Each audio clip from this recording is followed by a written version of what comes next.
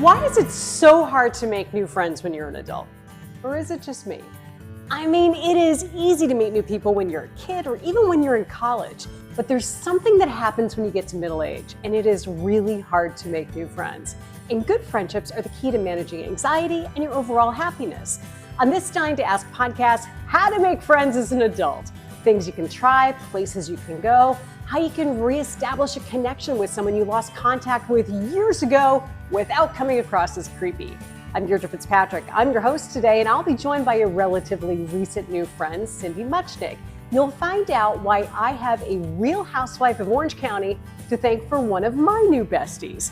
Download Dying to Ask on Apple or Spotify, or you can watch the show right here. Hey, friend. How are you doing? Hi, friend. I'm so happy to see you. We started as screen friends, and now we're IRL friends. I know. It sounds so trendy when you say that, but it is true. I was trying to remember exactly when we started connecting, and I think it was 3 years ago now. Probably was pandemic. It was 2019, right? No, as it was our 2020. Right as our book was coming out. You sent us like saying we wrote the parenting Bible, and you can't wait to talk to us. Could we have a chat or something? And we were so excited. I heard you on a Real Housewives podcast, Heather Bro. That's right. Who was a friend of yours from another time in your life, from when your kids were in preschool. That's right. Our kids did ballet together. I mean, it really does go to show you that at different times of your life, the way you meet and connect with people completely changes just based on your circumstance. Absolutely. And, I have friends that I have known since I was 5 years old. And I have friends that I have made as recently as a couple of weeks ago. And I value growing my friends more than, it's not that it's quantity, it's that there's so much to be learned by the people around you. And if we're here in this one lifetime, there's always room for more interaction, and friends do ebb and flow, as you know, depending on your life stage, depending on your career, depending on where you are in raising kids or where you are geographically.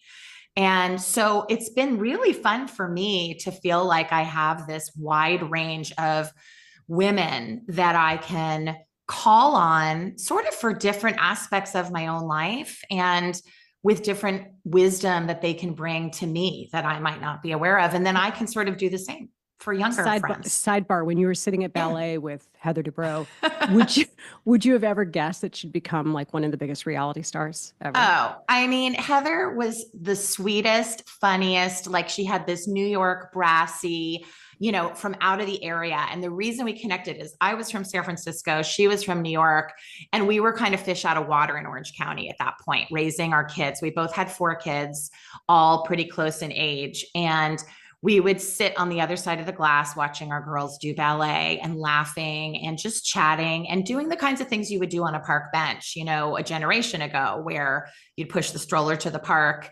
And usually it was the moms more than the babysitters. I hate to sound, snooty, but it was usually the moms a generation ago that would do that. And Heather and I just kind of stayed. That's not snooty. That's just factual. Yeah, there you go. We've come a long way, baby. That's right. Heather and I just stayed connected off and on. So when the book came out, it was a little bit of a pipe dream. Like, wow, look at where her life has kind of gone. I wonder if she'd be interested in chatting. And she immediately said, I remember you. Those were such fun days. Yes, let's have a conversation. So, and we've had quite a few since then, actually. And it's interesting because at that, I feel like when I was in college, it was really obvious. And I'm watching this with my son being his first year at college. It's nothing but new friends.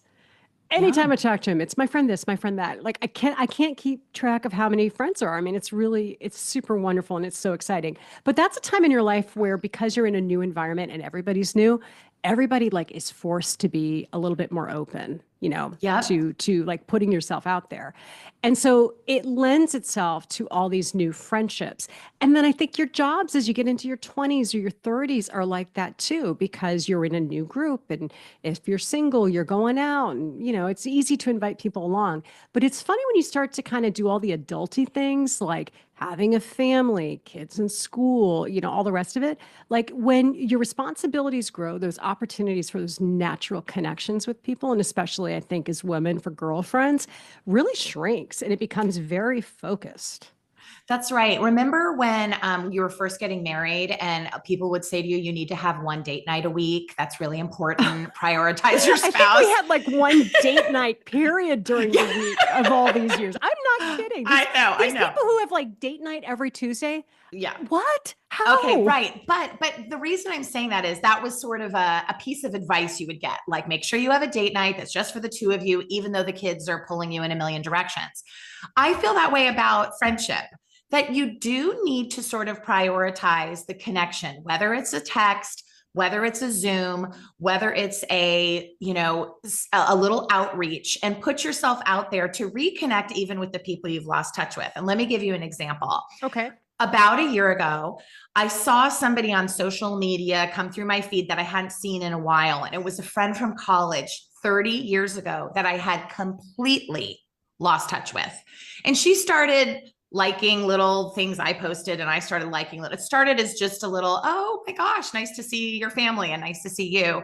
And one day I just sent her a private message and I said, hey, do you want to Zoom? I haven't talked to you in like 30 years. I'm super embarrassed, but I'd love to hear what your life has been since college. And she said, yes. And we have spent the last year, she's in North Carolina, I'm in California, Zooming every couple weeks. Now listen to where the story goes. So we shared about raising kids. We both happened to marry our college boyfriends. So we had that in common. We had kids that had gone to the same college. We both went through lots of ups and downs, as you do with your career, and health issues and parenting and marriage concerns. I mean, we really got into a lot of weeds in our Zooms, and we really looked forward to them. We would Zoom, we would show each other our dogs, we'd lift them up on the screen. And anyway, fast forward to about 6 months ago, she tells me her daughter is getting married, and she's getting married in a Disney wedding. And I say, oh my God, that's incredible. So the next conversations revolved around the wedding. And years ago, Deirdre, I had written wedding books before I wrote education books. So we talked about those and the proposal. And I just vicariously was throwing out ideas whenever I got a little wedding clip. I would send it to her, whatever it was. And the wedding was last weekend. And about 6 weeks before the wedding, she Zooms me and says, would you like to come to the wedding? And I said, are you kidding me? I said, I would die to be a fly on the wall at that wedding. I would come and work the wedding. It sounds amazing, but I know it's a small wedding and we haven't seen each other and I've never met your daughter. And she said, I know, but we've spent this time reconnecting and I would love to see you there. And I said, honestly, like, I'm so flattered. I'm so honored. I'm so excited to go to a Disney wedding. Like, who wouldn't want to have that be? And her daughter works for Disney. So anyway, this past weekend, I was in Orlando. My daughter was my plus one, which was amazing. And she was as thrilled and giddy as I was. And it wasn't the quality time in real life that we could spend together, but it was me getting to be a part of something that was so important, that was a milestone in her life. And I was super honored and flattered to be a part of it. And when we had our 30 seconds with the bride after the wedding at the dinner party, and she came up and threw her arms around us as if she'd known us forever. She said, you have been having the greatest chats with my mom. She loves having you back in her life. I hope my friends last this long, etc. It was like this wonderful full circle moment. So to me, you can reconnect with people from a long time ago, and you can do the opposite, which is my other story from about 3 or 4 years ago. I'm in line at the post office, and this little old man with a fedora hat and an umbrella hung over his sleeve and a trench coat is struggling with the postal worker because he has the wrong zip code for a package. And there's a long line and everyone's getting upset. And I step out of line and I walk up and I say, can I be of help? And we pull to the side and I help him send a text or an email to his brother to get the zip code of the niece and the whole thing. And we get it all sorted out. We get back in line, we get his package mailed. And then I say to him, who's picking you up? And he said, oh no, I drive. And I said, well, let me walk you to your car. And I walk this sweet little man that I just met to his car. Well, we became friends. We started sharing phone calls, and he sent me letters that he hand wrote. And I even published an article about him saying it's never too late to make a friend late in life. In fact, I called him about 2 weeks ago to catch up, and he is now 93.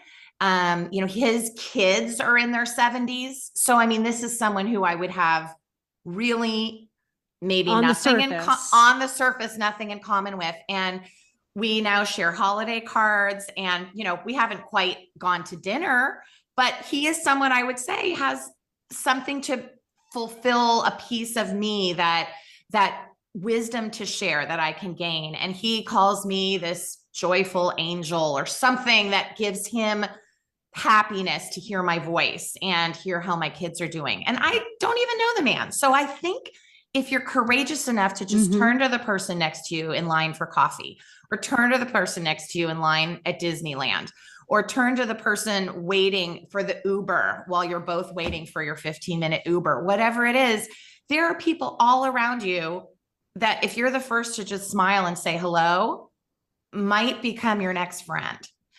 Okay. I've been taking notes because I have so many questions right now. Number one, the article that you wrote about making the new friend. Yes. Send it to me and we'll link it in the show notes. Okay, perfect. I'll do that. Yeah. Okay. I have questions about the Disney wedding to the extent that you can share. What is that? What does a Disney wedding look like? What does it mean? Okay. So this Disney wedding meant first you go to a hotel and you witness the ceremony, and you park your car in the hotel wedding lot. And is it like, are people in costumes, or is it just a straight wedding? No, but there's an organ playing, Tale as Old as Time, and When You Wish Upon a Star, and some Disney-ish lovely music. And the space is crisp and fresh and white and powder blue and very, wedding-y. And the bride, there fairy godmothers?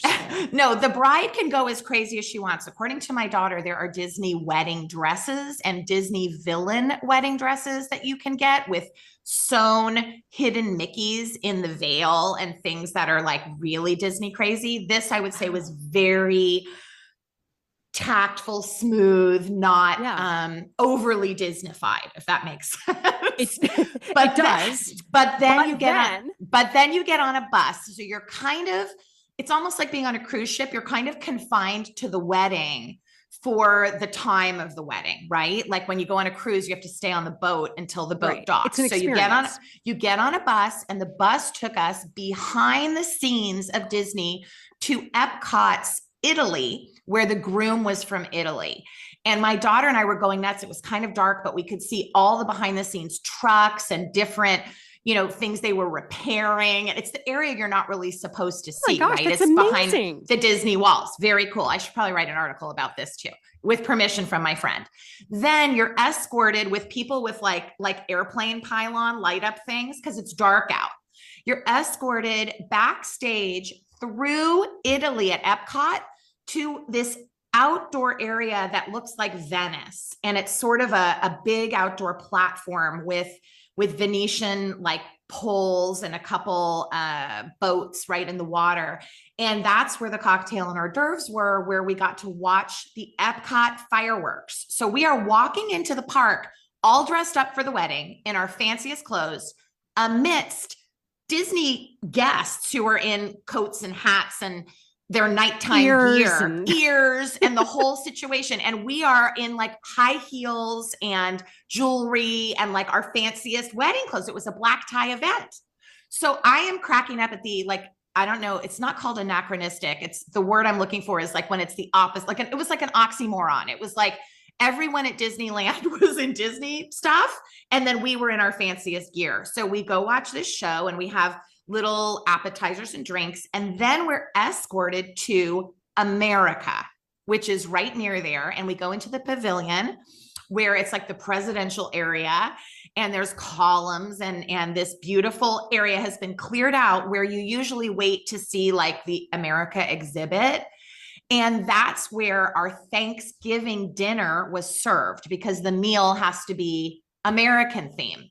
This is amazing. It was incredible. And then the theme was sort of Beauty and the Beast. So when you walked in, there was this beautiful display that said Tale as Old as Time. I'll send you photos with all these book spines. And on the spines of the books was your name and your table assignment. And the wedding cake was stacked books shaped like, shaped like books, each tier that said like happily ever after. And they put on top of the cake a little cake topper of their 2 dogs because they love their dogs. So then there was obviously the traditional father-daughter dance and the speeches and all those things, but you felt like you had been transported really to this magical space. And it was super cute. Which you had because you reached out and said to an old friend, would you like to have a Zoom and catch up on the last 30 years? Let me tell you, I had no ulterior motive because I did not know her daughter was getting married at Disney. But when she discovered we were such Disney fans, my daughter and I are crazy. We trade Disney pins. We love the parks. It's our happiest place on earth. Like, we're junkie, crazy Disney nuts. The 2 of us were pinching ourselves that we were there. So anyway. Love that. There is so much there. I'll try to get permission to send you a couple photos if she lets me. Let us link them as well. I would love to be able to see you connected with the friend at this amazing life event. That's so cool. Okay. I will. Okay. So I have pulled some of the more common suggestions because when you search how to make a friend in middle age, there are entire Reddit boards that are dedicated to this. And I could not believe how common it was. So I've pulled a bunch of things and I just want to bounce them off you and then tell me if you think they're good ideas, bad ideas, if you've had any experience. Okay. The most common one that came up with was book clubs. Yeah, 100%. I am in a book club and I just moved to my new neighborhood 18 months ago. So I have had to start over with making new friends. And I got invited to a book club and it's been a fabulous, easy way to connect because some people haven't even read the book. They're just there to like see everyone else. But for those of us who do read the book or listen to the book, it's a great way to have nice conversation. And then you pick up maybe a friend from there that later on you then do something one-on-one with. So you sort of get an option to almost like feel out a circle of people. And these same women have become women that I sometimes, and this might sound a little snooty, but I sometimes golf with. We have this group called Niners. That's women who play 9 holes of golf and we don't keep score. We just go to hit the balls and afterwards to sit down and chat. And it's been another great way. So whatever activity excites you, even if it excited you as a teenager, pickleball, golf, walking group, book club, join something or create something to bring people together, It's so easy and people are so hungry for that interaction, but sometimes are afraid or fearful that they might get rejected or something. My friend Christy just put together this incredible book club and I was just so excited to meet kind of a new group of girls, and it's kind of a variety of ages. Right. And one thing I have loved from it is the text chain. It's a good text chain. I mean, some of them are not so good. This one's really good. And the women are really fun.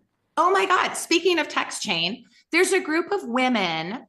All of our sons graduated the same year of high school. They're all now sophomores in college. So 2 years ago, but all of our sons were friends. So we had this group text of 6 women. I wasn't even necessarily friends with the women, but our kids were really good friends. And through this group chain, I have helped find a driver and caretaker to help my parents who are aging. I have found a recommendation of where to get a prom dress. I have found, information. I have shared a book that I love with that group. So you can tap into people that are even just acquaintances that can grow. But I love the text chain thing. It's great. And when you hear your phone ding, you're a part of something a little bit, right? You get that little dopamine. Sometimes it's not a good chain, Sometimes you can remove yourself from the chain. Sometimes you got to silence that thing. Okay, so book clubs can be, or any kind of club can be a good way to do it. If you have kids who are still in the house, sports teams are becoming like a really natural one because you need carpool, you need whatever. And that can be a really great way to go meet your people. But you got to it's a little bit like high school. You got to put yourself out there. That's right. You're setting up your chair on the sideline and you're not isolated. You turn to the person to your right and you say, I'm so-and-so's mom. And you turn to your person to the left and you say, I'm so-and-so's mom. And you get to know each other on the sidelines as you're bundled up or as you're holding your umbrellas or as you're cheering on your kids or as you're complaining about the hour of the day that you had to wake up and the traffic it took to get there. Whatever it is, those sideline friends are great. And my husband started a soccer team oh my God, 15 years ago, when our kids were in grade school. And it was this sort of like little hand-picked team that became this all-star team. And the kids and the moms have stayed indirectly connected through all of these years, just knowing where, and we have had occasional reunions where we get the kids together for indoor soccer and whatnot. And those are just people we met on the sidelines. That's it. You know, you have your end of the season party, you have a little social activity. And then if you bond with one of them or two of them more seriously, then you can branch off and do your own extra stuff with them if you find the time. Sometimes when the activity ends, like the friendship does too. Sometimes it does. And that's what I call a geographic friendship. I don't know if that's the right term, but it's like the geography has kind of taken you apart. You're no longer at those same activities, but you may cross paths again. You bump into each other at a high school game then, or you bump into each other at the grocery store, whatever it is. You can have friends that are in chapters of your lives that you may kind of let that chapter close. And it doesn't mean you don't like them anymore. It just means that you're in a different place right now. And that doesn't mean you can't pick it back up if you miss it or you get nostalgic about it. So if I see a photo come through my computer from all those years ago, I screenshot it and I forward it in a little text to some of those moms and say, can you believe, look at our kids. They were tiny and now they're taller than we are. Yeah. And that but sometimes like they are kind of circumstantial to the event. You know, I'll give you an example. This one made me laugh out loud because it was so funny. There was a kid in my older kids' like social group. Didn't see the parents a ton, but we saw them kind of around the graduation. And she said to our group of moms, well, it's been really nice seeing you guys over the last 4 years. All right, good luck. And I was like, oh, goodbye. Did we just get broken up? And I looked, because I thought maybe it's just me. I'm a little sensitive today.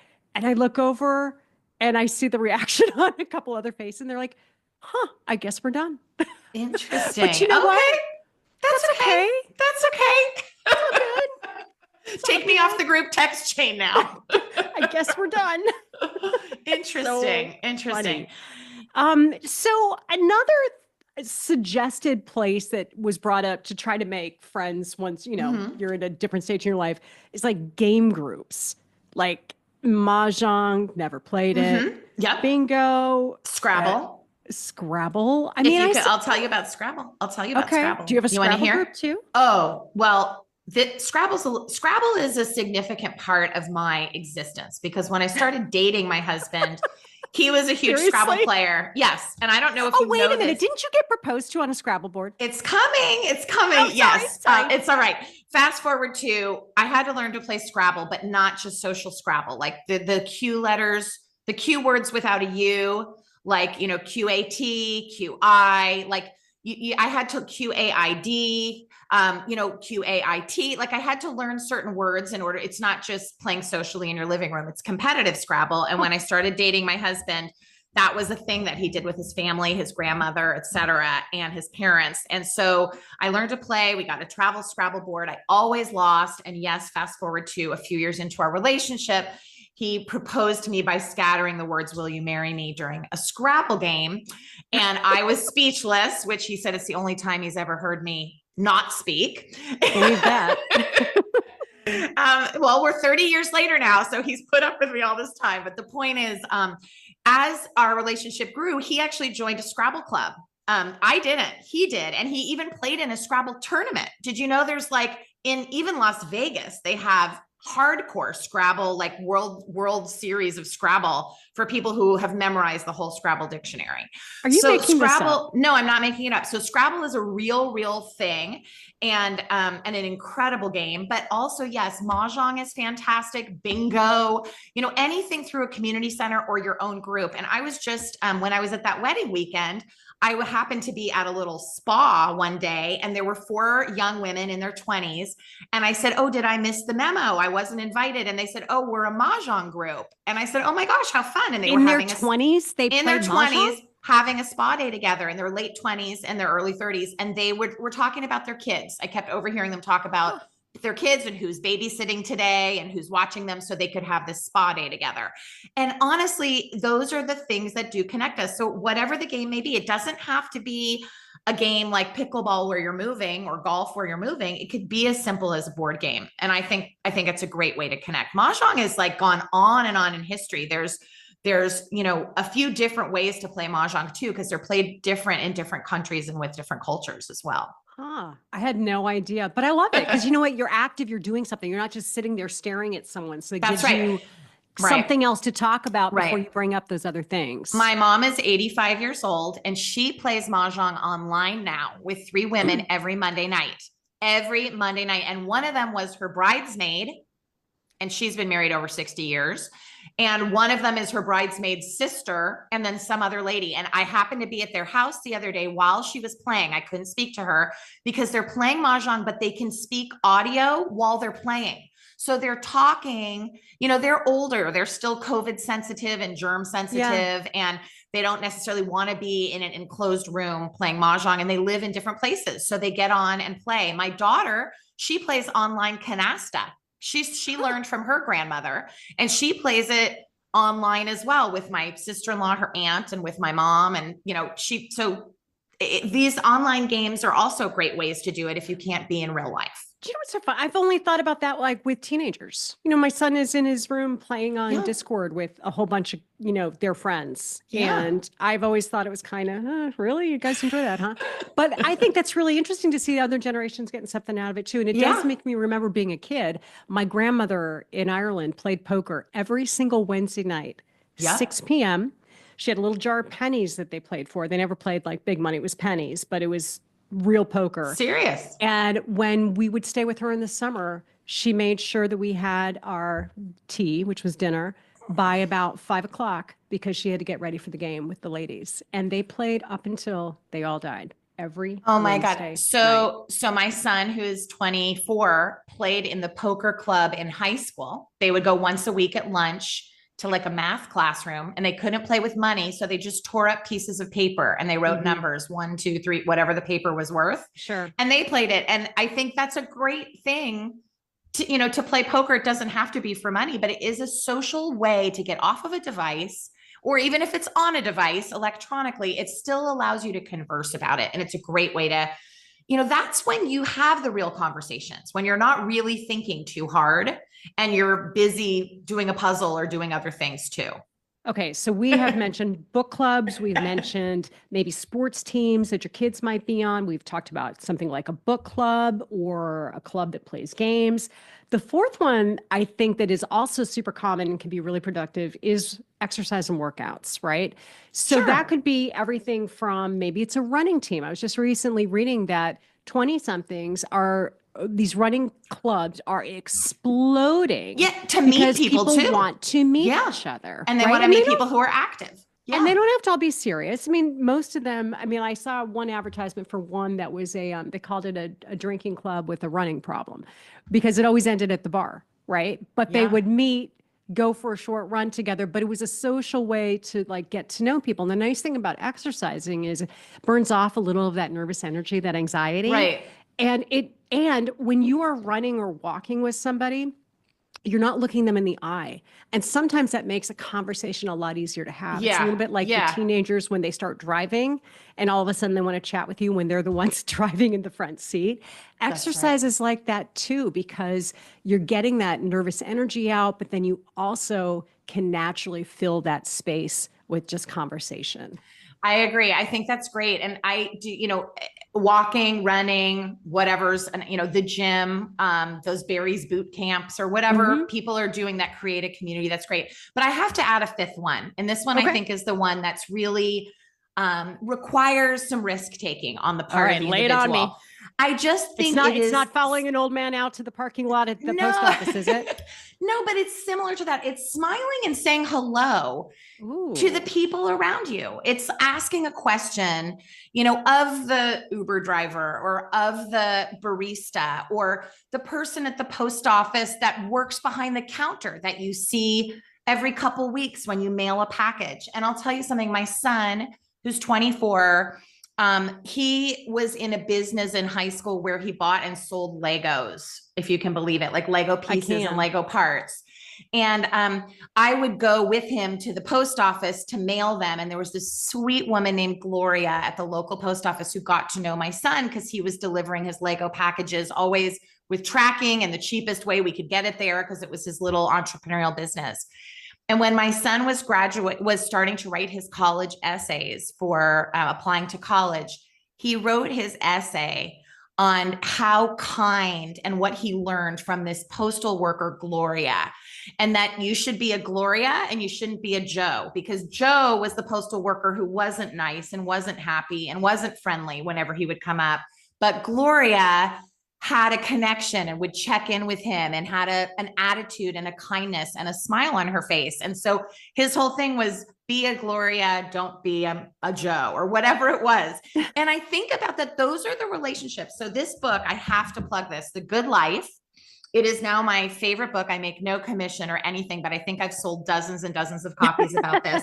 It's lessons from the world's longest scientific study on happiness. My friend Teresa sent me a copy and said, call me as soon as you're done so we can talk about it. And now I've sent it to everyone I know. I've recommended it to everyone I know.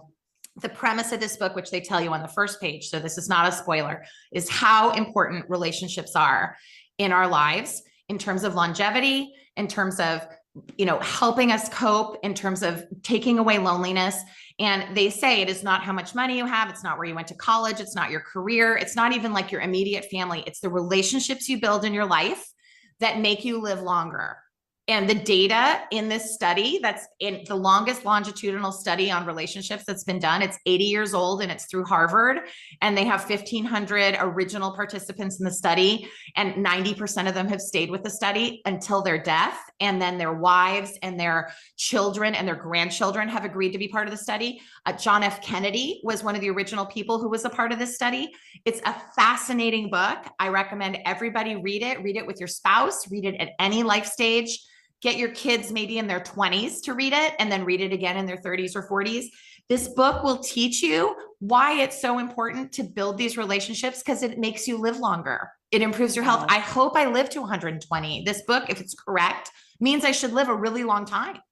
Well, you just sold another book. I can tell you that. And I am so grateful that we have become friends. And I hope we live to be little old ladies together. Let's push our walkers together, Deirdre. We're going to no do time it soon, but no we time are soon, going to get there. But when I make a friend, I hang on really tight. So once I find you, I won't let go. I'll be persistent. I might annoy you and you might say, it's not the time right now. I need some space. But I really feel that these relationships are so valuable and we all have something to share with each other. We all are made from the same DNA, regardless of how we grew up, regardless of, really even of our gender. We can have male and female friends, but I think multi-generational is really fun too. So don't be afraid to find a friend with much more gray hair than you have. And also I met a gal in her 20s at the Benihana table. She was pregnant with her first baby and I was there celebrating one of my kids' 18th birthdays, I think. And I liked her so much. I invited her to a big family event we had and we stayed friends. She had this little baby. Wow. She would promote my books with pictures, of her little baby holding my book. So, you never know who you're going to meet along the way, but I'm glad I met you. Are a Gloria. Thank you, Cindy. Thanks so much, Deirdre. It's great chatting with you as always. I'm Deirdre Fitzpatrick, morning news anchor and host of Dying to Ask. My guest wrote the book, launched the product, won the race, or cracked the ultimate life hack to live bigger by living smarter. This opened up a door and things will never be the same again. One thing I've learned is that you have to think it before you can do it. Join me for the podcast that pulls back the curtain on the people who turn big dreams into real life success. Isn't that an awesome thing to be able to say about any career? Subscribe to Dying to Ask wherever you listen to podcasts.